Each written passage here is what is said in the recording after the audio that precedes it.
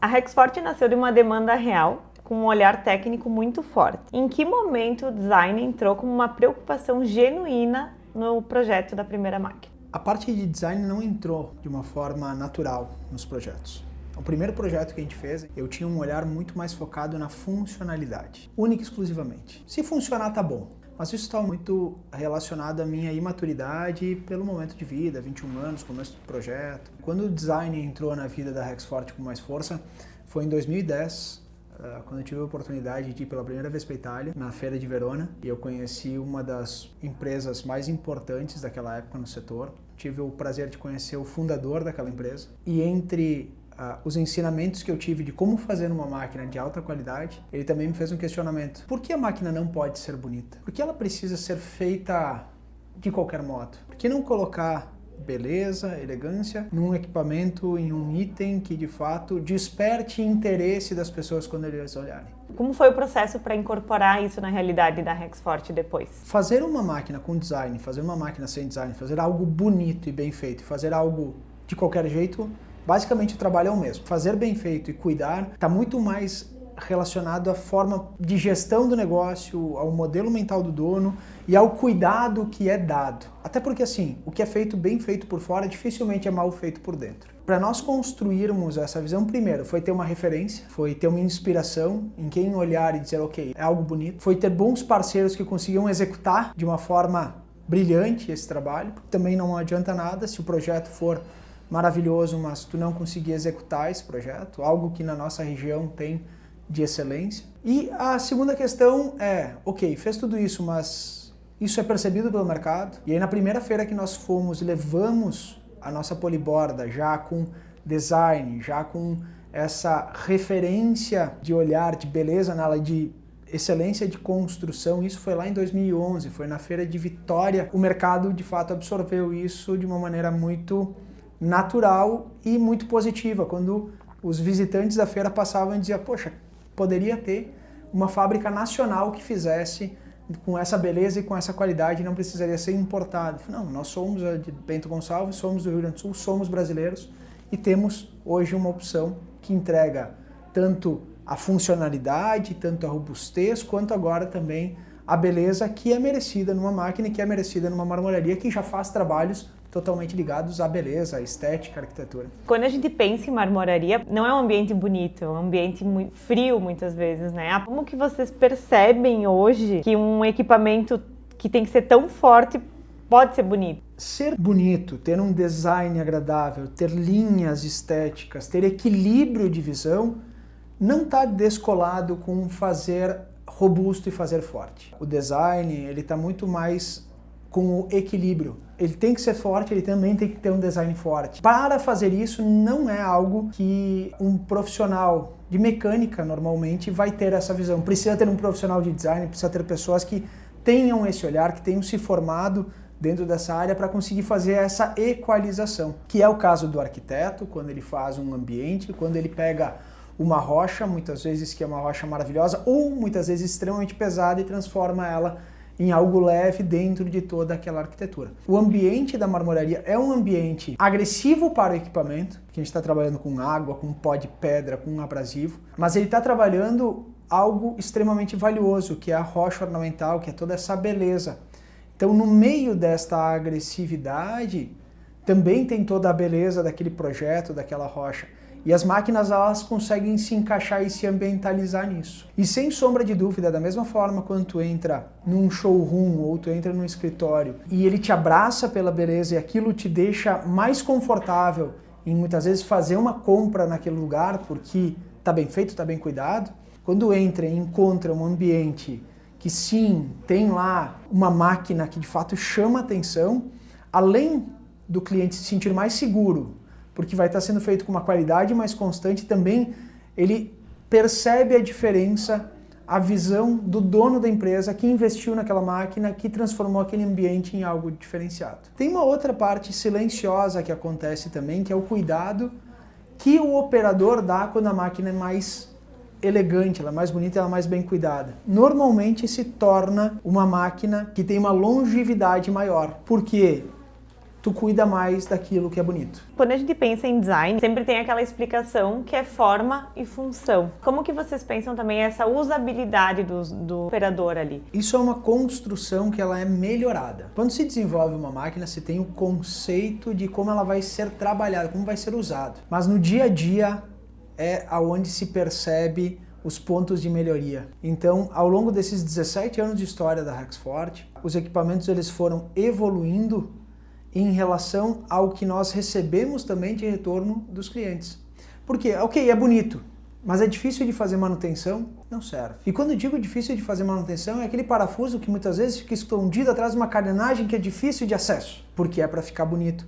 Então, tem que ser uma beleza funcional. É bonito, mas a proporção faz com que eu precise operar a máquina num lugar que é ruim de colocar a pedra. Não me adianta. A priori é, primeiro, a funcionalidade, o user experience, né? A experiência de uso que vai acontecer, a praticidade de uso, a segurança, e depois quem for trabalhar e quem é especialista nessa arte de fazer esses movimentos de design, aí ele faz esse envelopamento do equipamento da melhor forma possível, entregando o que se espera que tenha de percepção de valor quando alguém olha para a máquina. O que ela percebe? Hoje tu consegue destacar elementos visuais assim ou funcionais que a gente sempre vai encontrar numa máquina da Rexforte? Nós temos 3 linhas de máquinas, cada uma entrega uma operação diferente. A gente tem a serra ponte CNC, 4 eixos, a politriz de borda, a serra 45 graus, o modelo oblíquos. Uma das características que se encontra nos nossos equipamentos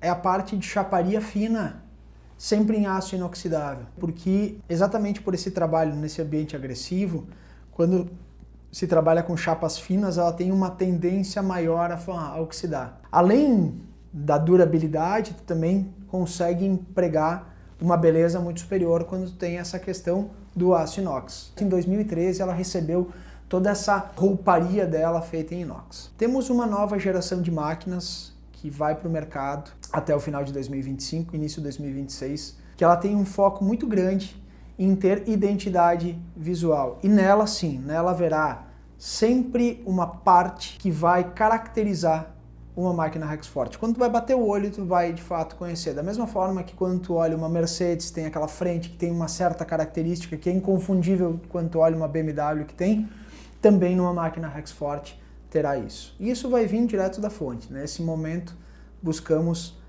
ir à fonte do design para conseguir absorver isso, trabalhando diretamente com um escritório italiano para nos apoiar nessa parte de design das máquinas. A gente sabe que em 2023 teve esse momento importante, a aquisição da Pedrini, né, como sócia efetivamente. O quanto que isso também está influenciando o negócio da Rex, inclusive nessa parte de tecnologia, design?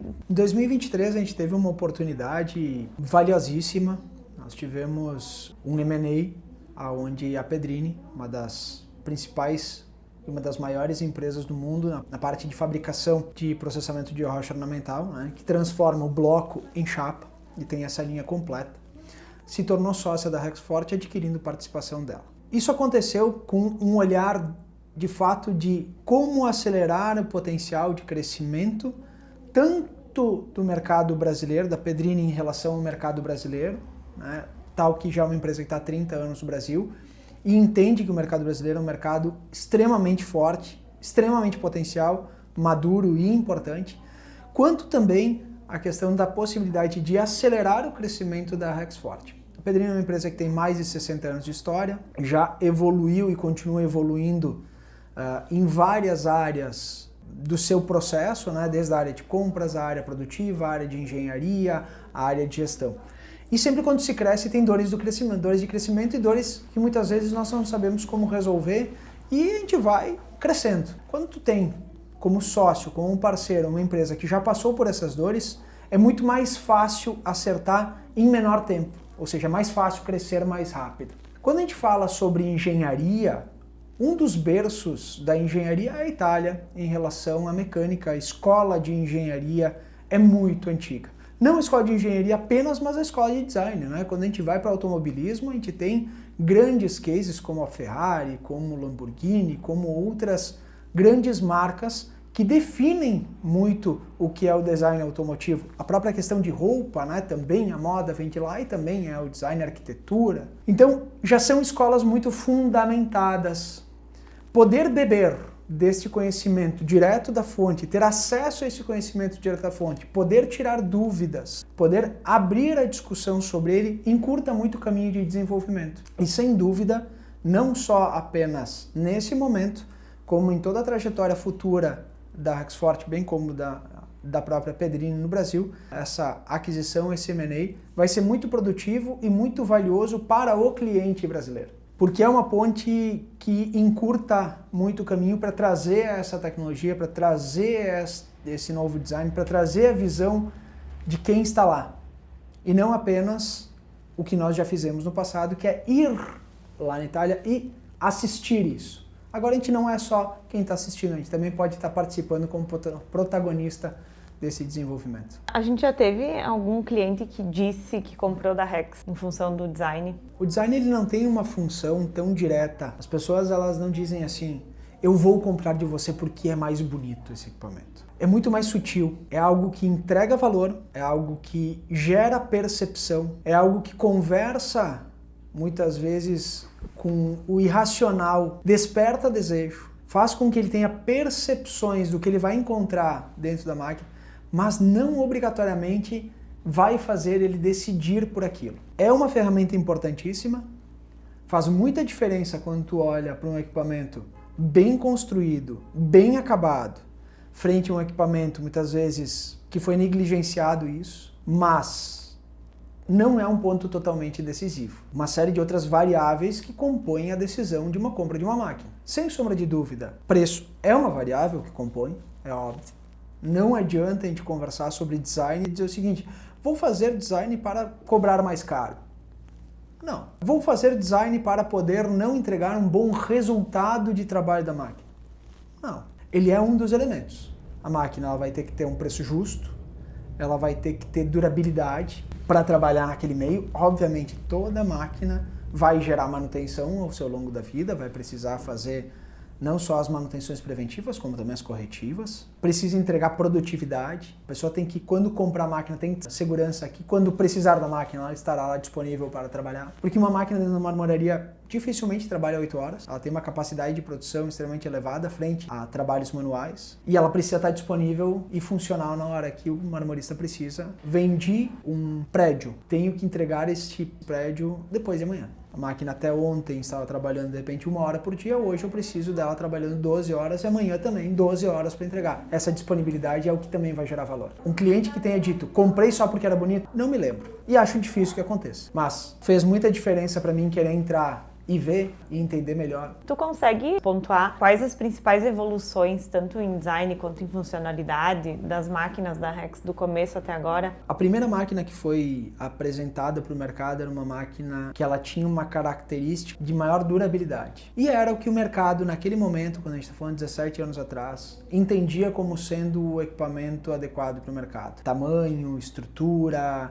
cabeçote, da forma construtiva, a forma de entrega, o próprio abrasivo que existia naquele momento para poder trabalhar, ele tinha uma certa característica. Mas não era uma máquina que ela podia chegar próximo a competir com um mercado internacional, com um mercado mais maduro. E ainda é o que é muito entregue hoje por muitas empresas brasileiras. Quando muitas vezes a empresa está olhando para custo único, exclusivamente preço, ela ainda tenta construir aquele tipo de equipamento. A primeira evolução, o segundo modelo de máquina da Rexforte, já teve uma mudança completa. Desde forma construtiva, nós começamos construindo uma máquina que ela era semiautomática, ela era com prensores com mola. Essa foi a primeira versão. A segunda versão ela já era com prensores automáticos, pneumáticos, que se regulavam automaticamente a espessura da pedra, o que faz com que a pedra fique fixada muito melhor na máquina durante o processo, permite com que quebre muito menos pedra porque a força é constante, seguido a uma mudança de projeto, de cabeçote. Existia um cabeçote quando nós começamos, o primeiro,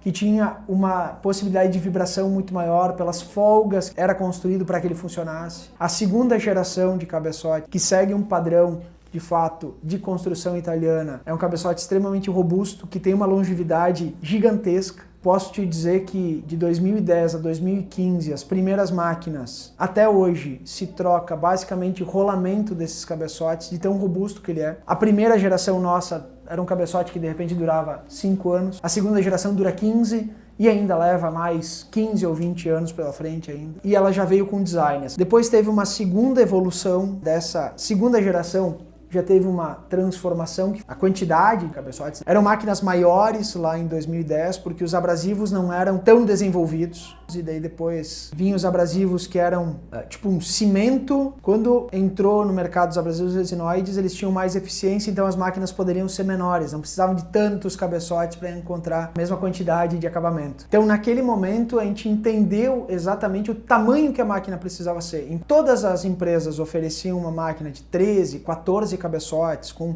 6 cabeçotes de acabamento reto. A nossa máquina e os nossos clientes começaram a apontar que não precisavam mais de tantos cabeçotes. E isso por quê? Porque a nossa estrutura é monobloco, dissipa muito bem a vibração ao longo dela, porque o cabeçote que nós construímos era um cabeçote que seguia os padrões de construção dos cabeçotes europeus, com baixíssima folga para vibração. Os prensores automáticos realmente seguravam a pedra e não deixavam escorregar. Então a gente desenvolveu em 2013 para 2014 uma nova configuração de máquina que revolucionou o mercado. Até então não existia essa configuração, que nós na época chamamos a máquina modelo Genus, que era com 10 cabeçotes, e na sequência, e 1 ou 2 anos depois, todos os fabricantes nacionais seguiram essa orientação, e a principal orientação de tamanho de máquina construída até hoje por todos os fabricantes, que é com 5 acabamentos retos, 2 bisotes que fazem o chanfro da parte polida da pedra, um que faz a parte bruta, que é a parte que fica por baixo normalmente, um levigado na face oposta e o risco de pingadeira. Então essa foi uma grande revolução que não está tão ligada a design, está ligada obviamente a tamanho, a eficiência de máquina, mas que desenvolvemos e foi seguido por todo o mercado depois. Em 2019 aconteceu mais um movimento. Essa máquina precisava de uma reformulação para fazer um ajuste com um novo perfil de cliente de mercado que tinha um bolso diferente de investimento, e aí nós pegamos o que era o modelo Genus, fizemos alguns ajustes, reduzindo um pouco o equipamento e fazendo uma linha que nós chamamos de naked, né? Uma linha nua, uma linha que não tem carenagens, ela tem o que ela precisa ter: estrutura monobloco, cabeçote de alta qualidade, prensores pneumáticos, mas ela não é envolvida de tanto design. Para quê? Para fazer um ajuste a um nicho de mercado que precisava, de fato, um ticket diferenciado. Então essa foi a outra evolução que aconteceu. E agora, nesse ano, vem uma revolução completa no equipamento, na área de design, efetivamente, que vai acompanhar toda uma nova geração de máquinas da Rexforte. Aquilo que tu traz, né, essa visão do dono, esse cuidado do dono, do quanto o design impacta hoje para ti. Tu foi o fundador da Rexforte, depois veio a Natália, depois veio o Guilherme. Mas o quanto que o design ele tá na tua vida, e falar um pouco dessa tua afinidade com o tema. A empresa é uma extensão do jeitão dos seus sócios, da pessoa que de fato está à frente, capitaneando ela, né? Não só o design, como a arte sempre foi algo que me atraiu. A arquitetura, a arte, o design sempre esteve no meu radar. Gosto muito de arte. Isso para mim tem naturalidade. O fazer algo que atrai aos olhos é algo que me chama muito mais atenção do que fazer pelo fazer. Gosto de alguns elementos que são grandes inspirações para mim, como relógio, como caneta, e tudo isso tem muito envolvimento do design, né? Ali se tornam inspirações que acabam convivendo comigo no meu dia a dia e reforçam esse olhar do fazer bem feito. E o fazer bem feito é entrar numa fábrica e ela estar bem organizada, ela estar bonita, ela não precisa ser uma fábrica bagunçada, suja. Não é futilidade ter um bom lugar para entender um cliente, né? Às vezes o dono da empresa acaba não olhando para isso como um investimento. Eu vou abraçar um cliente de uma maneira e dar uma experiência diferente.